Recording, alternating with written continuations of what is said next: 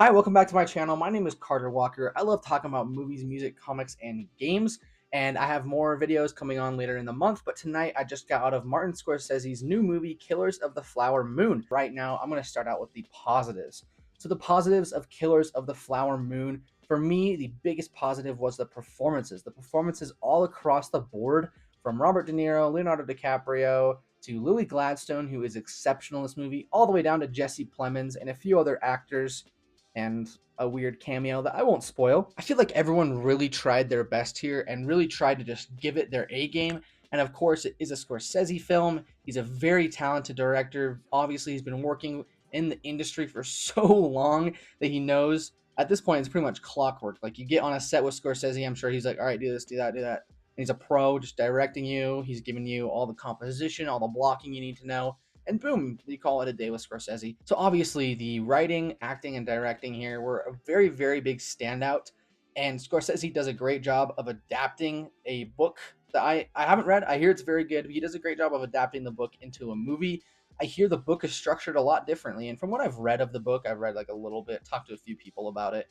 I hear that it's very, very different, and so I appreciated the different approach from bringing the written book to life on a moving screen. And I thought that was a very cool idea to kind of change it up a little bit, change the structure, tell it from the Osage people and Leonardo DiCaprio's POV and how they saw everything and how they reacted to everything going on around them and the horrors.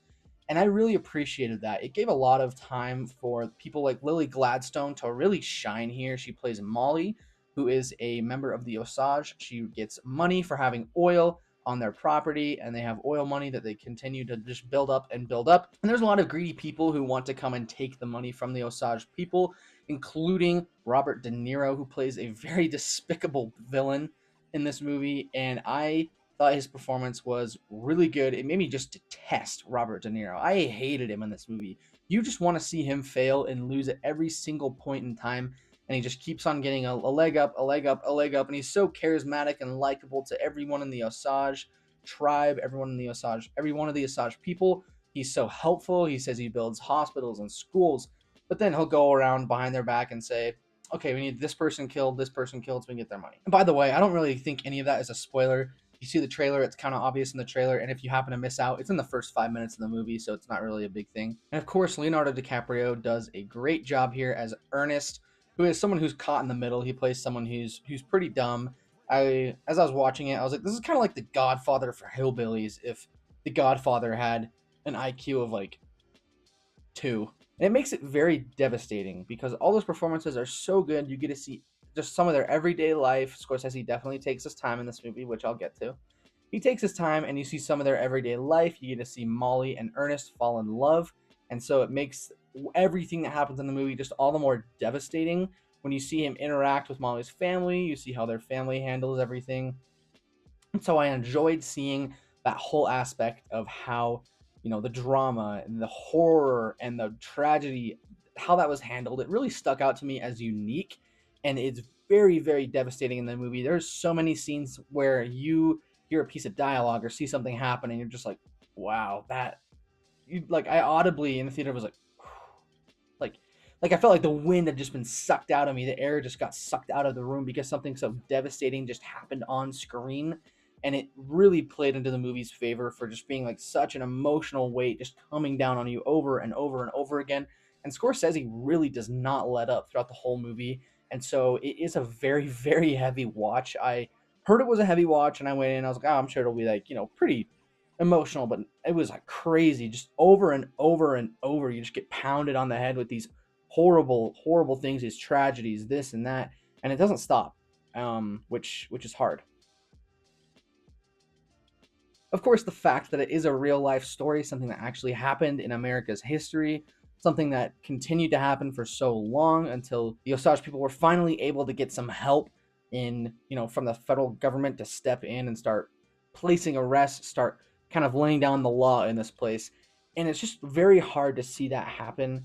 And that kind of brings me into a mix where I loved the story. It was great. The story was fantastic. The writing was top notch. However, it is, and this is just a personal thing, I'm not holding this against the movie, like a big thing against the movie, but it's just so much to take in. It's so long of a runtime. It covers so much time, so many murders, so much horrible, horrible things fit into that 3 hour and 30-minute runtime. And you just get banged down. Wow.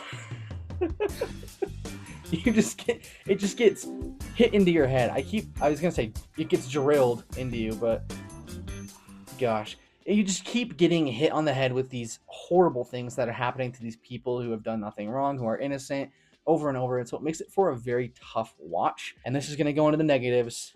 The runtime and the pacing here did not work for me at all.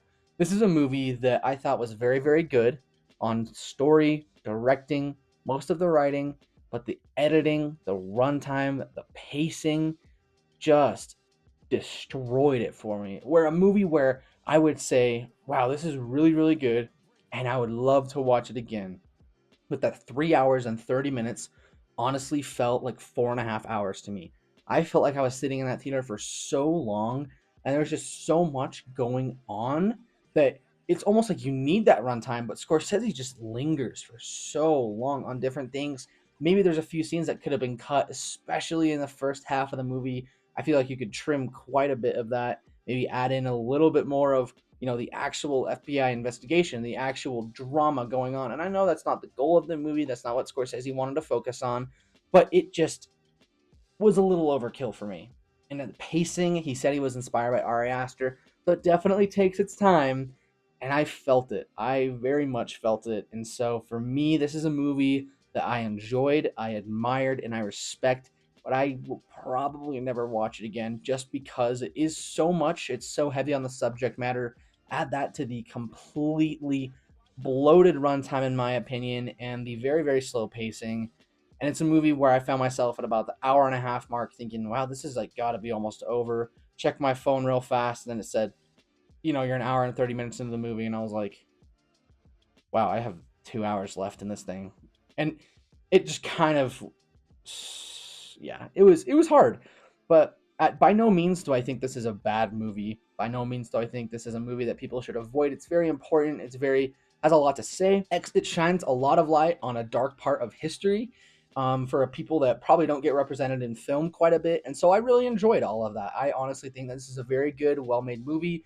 I know I'm in the minority here, and I'm kind of glad I'm in the minority because I would love to see more movies like this focusing on different historical events, but with maybe a little shorter runtime. Overall, guys, I enjoyed Killers of the Flower Moon. I wouldn't say it's my favorite of the year, but I also wouldn't say it's one of my least favorites. I'd say it's in the good tier, the good higher tier, probably like a 6.5, 7. And I know that seems like a low score, but for me, this is a movie, again, where rewatchability would factor in quite a bit in my scores. I never would rewatch it again just due to, again, the pacing, runtime, and the heavy subject matter. If there was a lot of it trimmed off, I would honestly say this would be like a 9.5, up there with The Departed, a movie that I just absolutely adore. However, I do think this is not one of Scorsese's best. That's just me, though. What did you guys think about Killers of the Flower Moon? People have been buzzing, and I know I'm very, very late to the party, especially by the time I edit this and upload it, so I do apologize about that. However, guys, I do have some great videos coming. I have a lot of horror rankings for the month of October. I'm also watching a horror movie a day. I'm working on a Spider-Man 2 video game review and a Mac Miller swimming analysis. So a lot of different things that I'm working on, but I'm very, very excited. We'll see if those actually come to fruition. But if you're seeing them on my channel, that means that I found the work ethic within me to do that. So thank you so much for the support. As always, guys, I'm Carter. Have a great rest of your day.